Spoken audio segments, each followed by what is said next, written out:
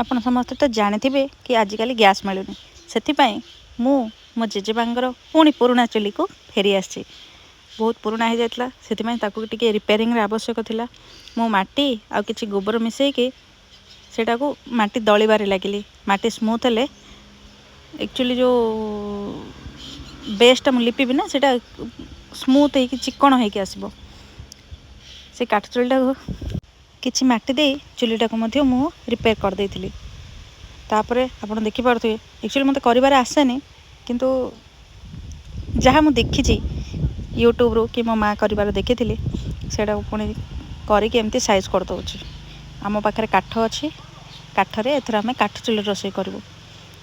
Corona ଆମକୁ ଶିଖେଇଥିଲା କି ଆୟୁର୍ବେଦ ପଟେ ଯାଆନ୍ତୁ। ଏବେ ଏଇ ଯୁଦ୍ଧ ଆମକୁ ଶିଖେଇ ଦେଉଛି କି ପୁଣି